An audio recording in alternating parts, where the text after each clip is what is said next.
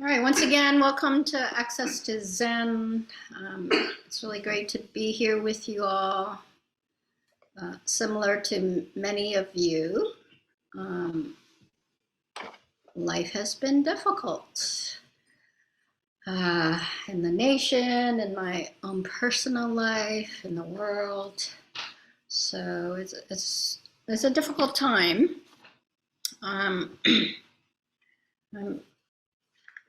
rather tired of talking how to practice in difficult times. It feels like it's an ongoing thing. And I do want to talk about Suzuki Roshi, Mind Waves, page 34 in my edition of the book.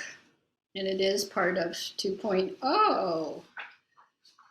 So it begins by the way, it's under, well, I don't know if you know, Zen Mind Beginner's Mind has 3 parts. Right practice, right here as in skillful, right attitude, and right understanding. And Mind Waves is under right practice. When you practice Zazen, do not try to stop your thinking. Let it stop by itself. If something comes into your mind, let it come in, let it go out. It will not stay long. When you try to stop your thinking, it means you're bothered by it. Do not be bothered by anything. It appears as if something comes from outside your mind, but actually it is only the waves of your mind. And if you are not bothered by the waves, gradually, they will become calmer and calmer. In 5 or at most 10 minutes, your mind will be completely serene and calm. At that time, your breathing will become quite slow, while your pulse will become a little faster. I read this, I was thinking about how, well, a couple of things. One is that, as in 2.0, right? In a way, he's saying all the things we just talked about in 2.0 is about contact, about Vedana, about perception or labeling and noting, thinking, papancha. Once something enters, it's your experience of it. Or in the Sandokai, it says, when a bird sings a song, the bird comes into you. Right? When you think of a bird, right now, I just said bird, and all you probably thought of a bird. Right? There are no birds in sight. Maybe here again. Oh, maybe. I just remember that from before. But in general, no bird is in sight. And yet we all have an image of a bird, do we not? Right? And the more you know about birds, the more you have perhaps a specific image. But in general, while Zen, we don't talk about these things explicitly, it's embedded in our teaching. And there's a certain attitude here also. In a way, I like to think of Zen in a way as talking more about what is the attitude we have about our awareness and about the information that we process. So our practice, right? Think, not thinking. Many of you heard me say, that's to me concentration. You think about this so you don't think about other things. And non-thinking isn't that you don't have thoughts, well, that's possible, but in general, it's very hard to do. So non-thinking is you're not bothered by your thoughts. You're not bothered by your thoughts. Your thoughts are just thoughts.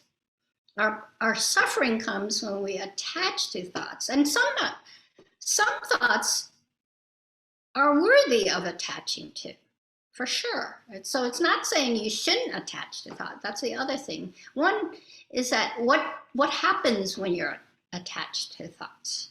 Are they causing disturbance? And what aspects of the thoughts are causing disturbance? What do you do with it? That is in a way, when a thought comes in, it naturally cause disturbance, just like anything added to, let's say, like water. Right? And yet, what do we do with that then? Is the suffering we can do something about. I also thought about this as, when he talked this way, I love the ocean. But I know when I go wading, right, or a big lake, something with waves. You know, when you go to lay back, I don't know about you, I love the ocean and I'm a very good swimmer, but there's a little bit of panic when I just lay back, right? Do you do that? You take a really deep breath and you say, where is that? There's a little bit of panic, right? Of when is it I'm going to be afloat and there's a wave coming, and yet there is that when you're going to go and rest in the ocean, you're going to actually float. You actually have to relax. So it isn't that how many of you, when you go float in the ocean, you go, I shouldn't think that way. Nobody, that's not my experience. But if I notice I have a little bit of panic, but regardless, I practice floating. I practice allowing myself to trust the wider body of water. Yes, you could go, salt water, my body would float, blah, blah, blah, right? But there's some element there that's just not rational, right? At least that's my experience. And actually, be perfectly honest, when I can do that, it's so relaxing. Like, let go of the fucking rational thinking. I mean, that's partly what I love about the ocean, right? Just like when you go to, body surf, there's effort, but you have to let go at some point and let the wave carry you. And it's about that practice of adjusting. And in fact, it takes experience. The more you do it, the more you understand, because of the feel, and the more you build trust and confidence that you can allow the wave to carry you. It would take quite a long time before you find your calm, serene mind in your practice. He just said it takes 5 or 10 minutes, and now he says it takes a long time. By that I think he means that you trust that the serene mind is always present. That's what takes a long time. That allowing for the wave, that the wave is part of water, which he's going to talk about in a minute here. Many sensations come, many thoughts or images arise, but they're just waves of your own mind. Nothing comes from outside your mind. Usually we think our mind as receiving impressions and experiences from outside, but that is not a true understanding of our mind. Now, he's not saying that things don't really happen in the world, or that how you perceive them is all that it is about the world. But once it comes in, right, we have to understand our mind. He says here, not a true understanding of our mind. He's not saying reality, he's saying our mind. What we do with sense contact, which includes the mind. The true understanding is that the mind includes everything. When you think something comes from outside, it means only that something appears in your mind. Nothing outside yourself can cause any trouble. You yourself make the waves in your mind. If you leave your mind as it is, it will become calm. This mind is called big mind. If your mind is related to something outside itself, that mind is small mind, limited mind, a limited mind. If your mind is not related to anything else, then there's no dualistic understanding in the activity of your mind. You understand activity as just waves of your mind. Big mind experiences everything within itself. Do you understand the difference between the two minds? The mind which includes everything and the mind which is related to something.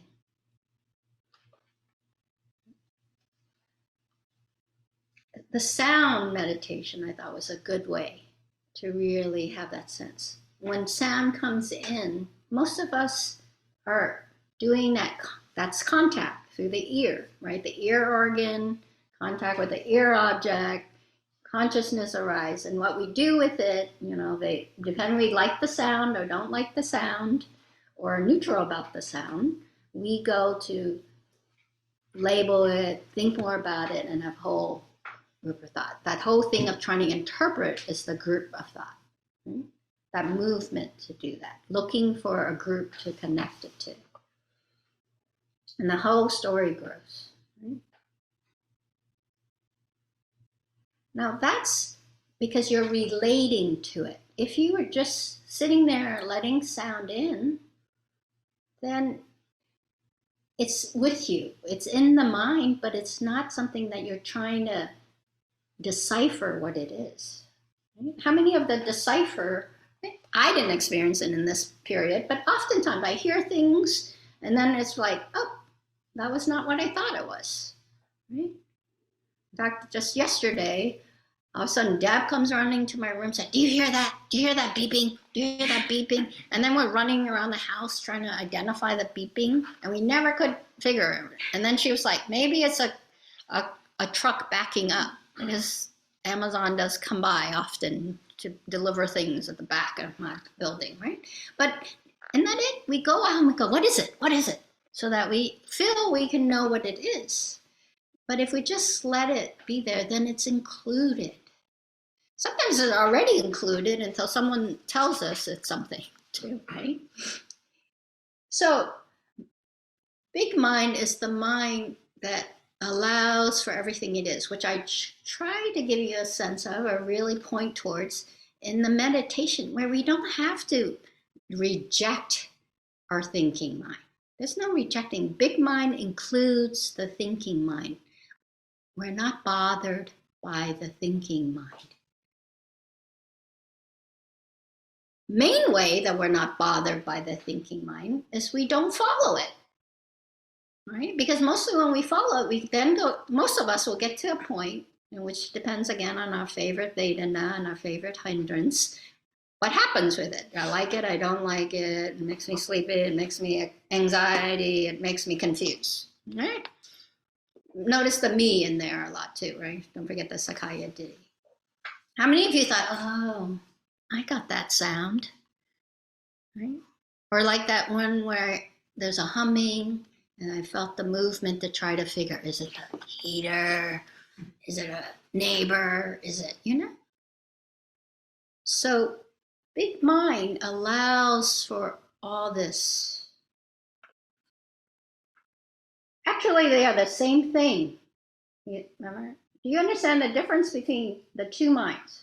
The mind which includes everything and the mind which is related to something. Actually, they are the same thing, but the understanding is different. That's the key section here. But the understanding is different, and your attitude towards your life will be different according to which understanding you have. People should not kill. People should not steal. All the precepts. I know part of what I'm fucking mad about in the world is that these precepts are not being followed. And my government is contributing to it. That's my interpretation. That I'm willing to live by. And yet I understand. I mean, the Four Noble Truths tells you why people kill, steal, right? Hate, greed, and delusion. And you can't, what I'm looking at, I can't say that that's not there. The quality of that just seems really extreme, right? And yet, there've been, like what I know that in my life, the people I discuss the war with really talk about how, wow, there's so many like overt things that just seem inconceivable and cruel. And yet there's been so much research about how when people are given power, they tend to abuse it. And someone I was talking to said, oh, they saw it in themselves when they were working in the jails to help people.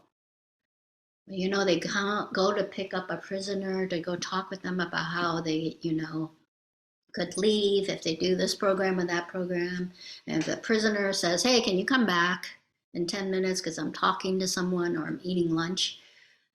And there are times in which they were like, well, if you want to get out of here, you need to come now, right? Where that sense of like, my time is more important. And in reflection, they're like, does it matter? And sometimes it was true, like I gotta go, but sometimes it was just this power play. And I know I've experienced that. Anytime it seems that, well, it's not that it seems, I'm gonna even take that back. We're taught in Buddhism that we live in these are the three poisons that we all swim around in: hate, greed, and delusion. We also swim in, what's the antidote? Renunciation, goodwill or metta, and karuna. We also live in that. So the qualities are there. Where are the conditions, including our conditioning, that we act on these things? And we could say, hey, those are big things over there, and they are. And we have to see, oh, to really meet the situation, are we going to make monsters out of other people? Are we going to make them other beings? Because that's how this is happening. When I personally know, right, from the Vietnam War, that when you make them gooks, you make them not humans, then it's easier to kill them. Because they're not people. They're not kin. They're not someone you can relate to. And soldiers are taught that way.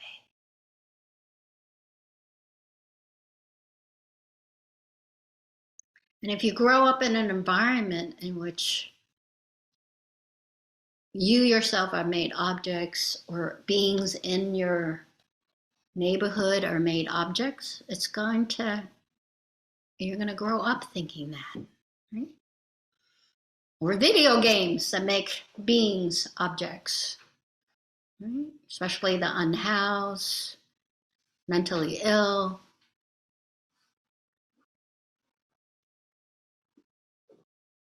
So if we really live by here's the thing, when you practice, and many of you have asked me, how can I remember the 2 this, the 3 that, the 4 this, right? If you want that, if you want to practice Buddhism, you can't just pick the things you like about Buddhism to live by. You can't. I mean, people do. I can't stop you from doing it. I do it all the time, to be perfectly honest. Right? And if we're really practicing truthfully, I'm going to call it truthfully, honestly, then, in fact, when I want to go, I'm going to take the backward step and go, hey, how is this really conceivable? Because if you think it's conceivable, then you have some sense of what you can do about it. If you understand how it is conceivable, then you have a better chance of making changes. As long as it's inconceivable, you're not going to know what to do. So it is important to know more, for sure. But it can't all be out there. It can't. Because why? Once it gets here, we do something with it. In fact, that's what we find most important. Right? And the more power you have, the more, like me right now, I'm telling you what's most important, the way I see it. Right?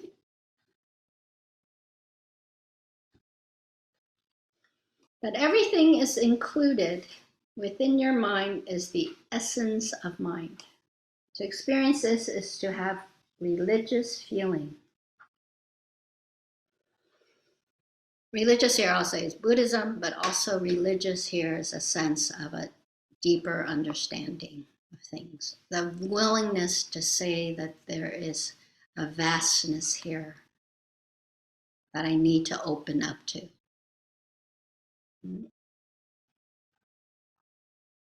That there's resonance here and I don't rationally know it all, but it is here. Even though waves arise, the essence of your mind is pure. It's just like clear water with a few waves. Actually, water always has waves. Waves are the practice of the water. To speak of waves apart from water or water apart from waves is a delusion. Water and waves are one. Big mind and small mind are one. When you understand your mind in this way, you have some security in your feeling. As your mind does not expect anything from outside, it is always filled. A mind with waves in it is not a disturbed mind, but actually an amplified one. Whatever you experience is an expression of big mind.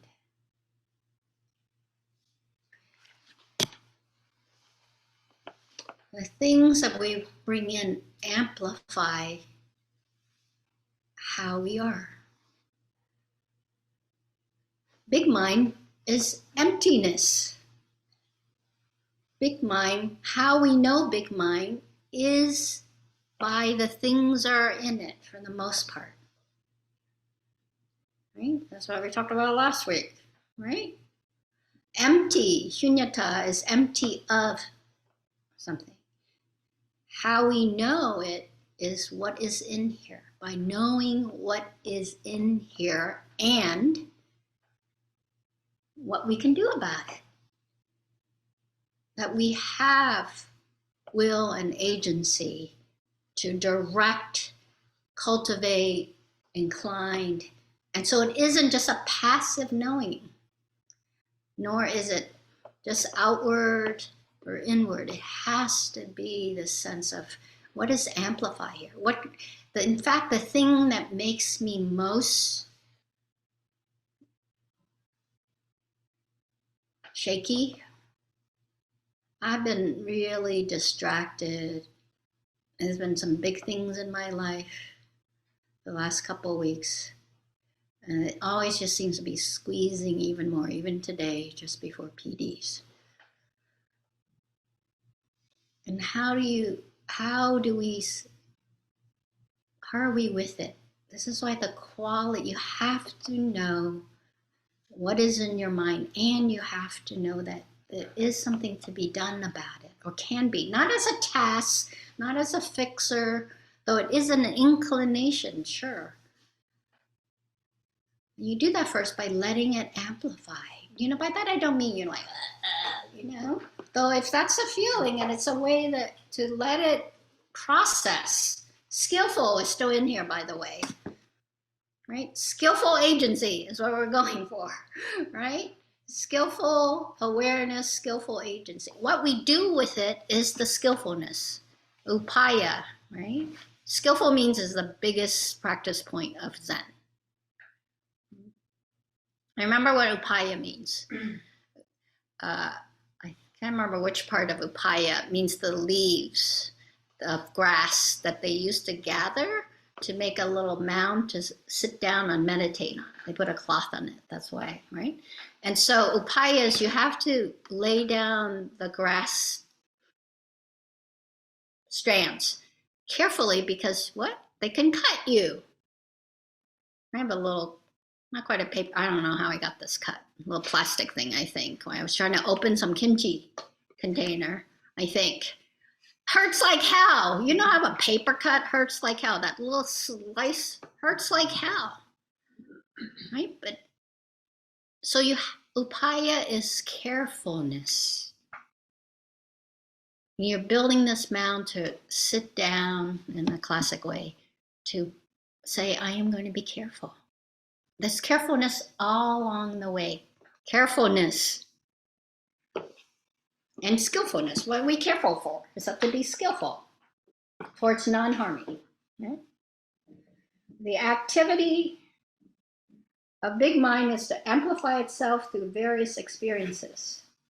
In one sense, our experiences coming one by one are always fresh and new. But in another sense, they're nothing but a continuous or repeated unfolding of the one big mind. For instance, if you have something good for breakfast, you will say, this is good. Good is supplied as something experienced some time ago, even though you may not remember it. Right? You say this meal is good because you're relating it to another meal. That's what he's saying.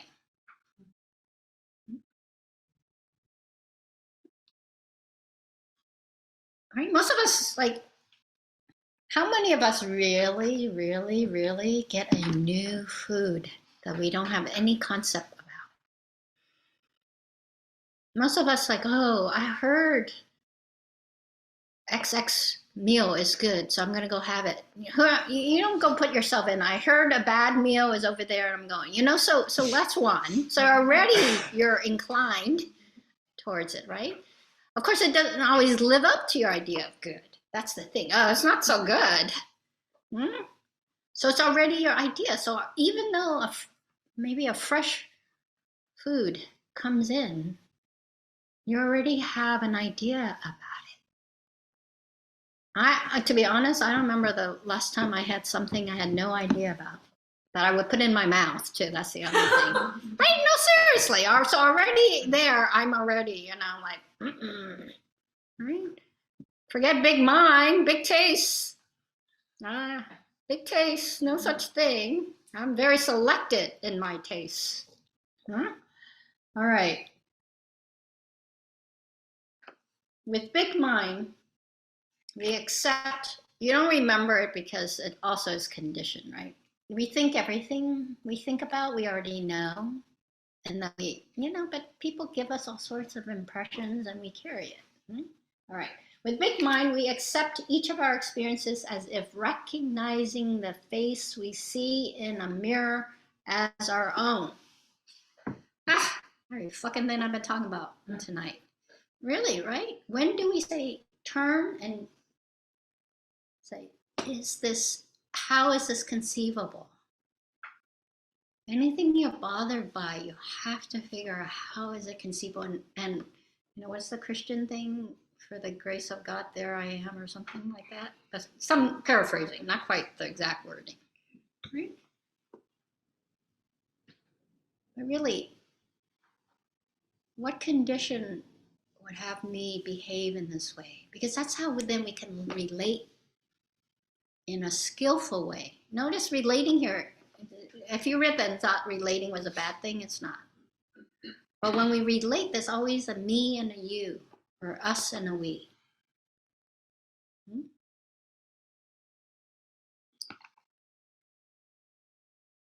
All right, we and them. For us, okay, if we can, essentially, and this is important, with big mind, we accept each of our experiences as if recognizing the face we see in a mirror as our own. For us, there is no fear of losing this mind. There's nowhere to go, to come or to go. There's no fear of death, no suffering from old age and sickness. Well, this one's been really hard the last 2 weeks.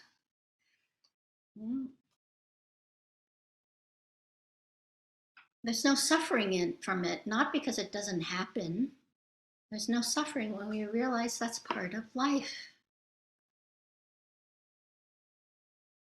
People we love will die and will be sick.